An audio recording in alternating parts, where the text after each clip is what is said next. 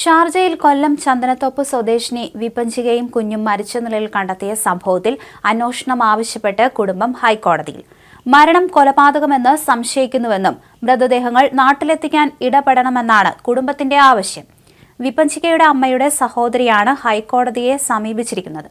വിപഞ്ചികയുടെ മരണം ആത്മഹത്യയെന്ന് കരുതുന്നില്ലെന്നും കൊലപാതകത്തിനുള്ള സാധ്യതകളുണ്ടെന്നുമാണ് കുടുംബം ആരോപിക്കുന്നത്. വിപഞ്ചിക കടുത്ത ശാരീരിക പീഡനങ്ങൾക്കിരയായി എന്ന് കുടുംബത്തിന് ബോധ്യമുണ്ടായിരുന്നു. ഭർത്തൃവീട്ടിൽ നിന്ന് അത്തരത്തിലുള്ള ഭീഷണികളും ഉണ്ടായിരുന്നുവെന്ന് പരാതിയിൽ പറയുന്നു.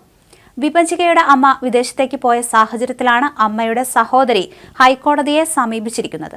വിപഞ്ചികയുടെ അമ്മയ്ക്ക് വേണ്ടിയാണ് കോടതിയെ സമീപിച്ചിരിക്കുന്നത്. ഹർജിയിൽ പ്രധാനമായും പറയുന്നത് വിപഞ്ചികയുടെയും കുഞ്ഞിന്റെയും മരണം ഭർത്തൃവീട്ടിലെ ശാരീരിക മാനസിക പീഡനങ്ങളെ തുടർന്നാണ്. മരിക്കുന്നതിന് ദിവസങ്ങൾക്ക് മുമ്പ് വിപഞ്ചിക ഫോണിൽ വിളിക്കുകയും നേരിട്ട പീഡനങ്ങളെക്കുറിച്ചും ശാരീരിക ബുദ്ധിമുട്ടുകളെക്കുറിച്ചും പറഞ്ഞിരുന്നു. തന്റെ അനുവാദമില്ലാതെ തന്നോട് പറയുക പോലും ചെയ്യാതെ 40 പവന്റെ ആഭരണങ്ങൾ ഭർത്താവ് എടുത്തുകൊണ്ടുപോയെന്നും പറഞ്ഞിരുന്നു.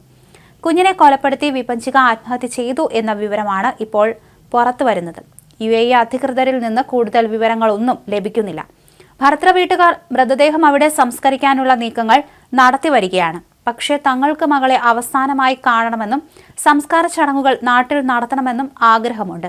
അതിനാൽ മൃതദേഹം നാട്ടിലെത്തിക്കുന്നതിൽ ഹൈക്കോടതി ഇടപെടണമെന്നാണ് കുടുംബം ആവശ്യപ്പെടുന്നത്. വിപഞ്ചിക സമൂഹ മാധ്യമത്തിൽ പോസ്റ്റ് ചെയ്ത ആത്മഹത്യാക്കുറിപ്പ് വഴിയാണ് ഭർത്താവ് നിതീഷ്, സഹോദരി നീതു, ബേണി, പിതാവ് മോഹനൻ എന്നിവരിൽ നിന്ന് ഏൽക്കേണ്ടി വന്ന കൊടിയ പീഡനം പുറം ലോകം അറിഞ്ഞത്.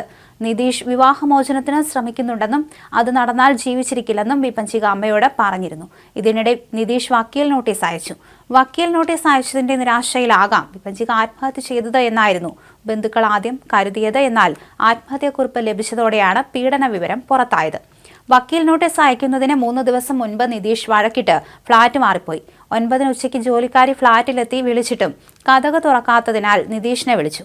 നിതീഷ് എത്തി കതക് തുറന്ന് അകത്തു കയറിയപ്പോഴാണ് മരണവിവരം അറിയുന്നത്. നിതീഷ് എത്തി മണിക്കൂറുകൾക്കകം സമൂഹമാധ്യമ പോസ്റ്റ് നീക്കം ചെയ്യപ്പെട്ടു.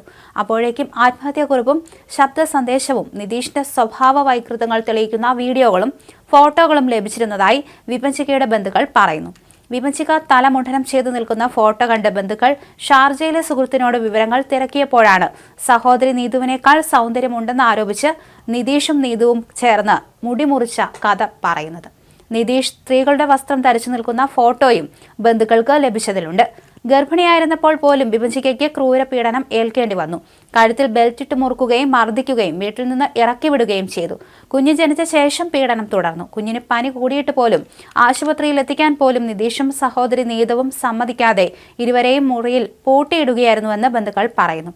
പീഡനം സഹിക്കാൻ കഴിയാതെ വിപഞ്ചിക നാട്ടിലേക്ക് മടങ്ങാൻ ശ്രമിച്ചപ്പോൾ കുഞ്ഞിന്റെ തിരിച്ചറിയൽ രേഖകൾ ഉൾപ്പെടെ നിതീഷ് കൈക്കലാക്കിയെന്നും ബന്ധുക്കൾ ആരോപിക്കുന്നു.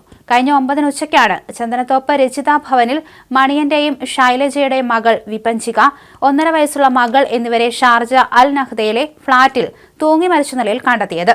വിപഞ്ചികയുടെ പോസ്റ്റ്മോർട്ടം ഇന്നോ നാളെയോ നടക്കുമെന്നാണ് സൂചന.